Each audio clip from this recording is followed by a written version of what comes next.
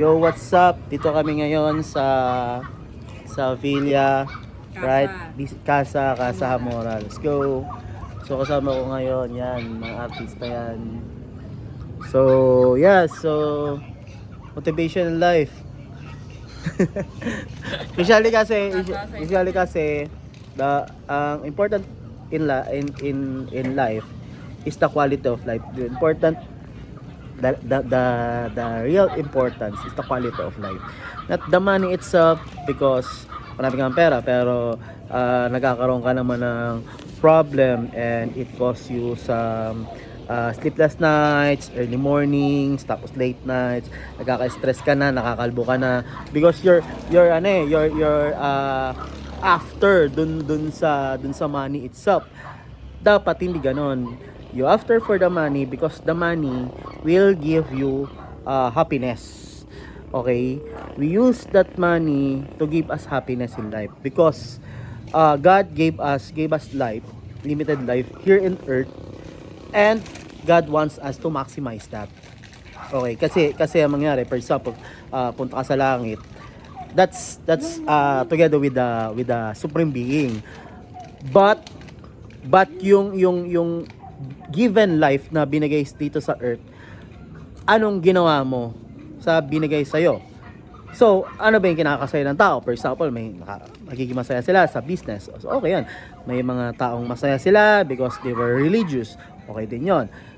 May masaya sila dahil gusto nila is nakakatulong sila. So, okay lang din yon. May mga taong nagiging masaya dahil gusto nila mag-travel.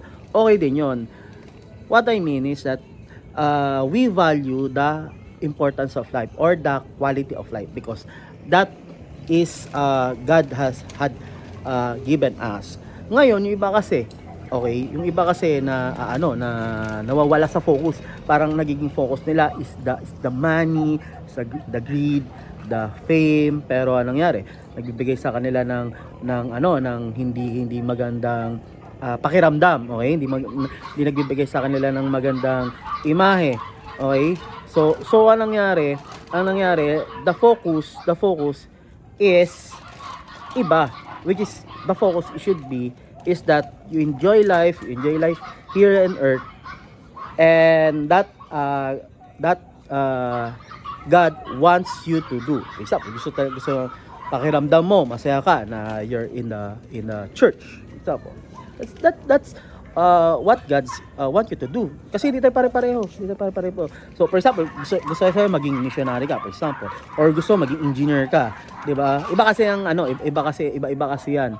So, ngayon, kung masaya ka sa buhay mo ngayon, whatever your status, whatever your financial status, whatever your academic status, or what is your status in life, congratulations. But if ever naman na you have money, all the money on earth, pero hindi ka naman masaya o hindi ka naman nag-enjoy sa sitwasyon mo ngayon, so better think of it. It is because limited lang ang oras natin. If you're 25 right now or 35, limited na lang ang oras natin. So we have to maximize our time here on earth. Okay? So usually ganyan lang yan. So tayo, okay na tayo sa ganitong buhay. We have goals, we have plans, and we keep on moving. Okay? Moving forward. So this is Push Bagansya. Let's go!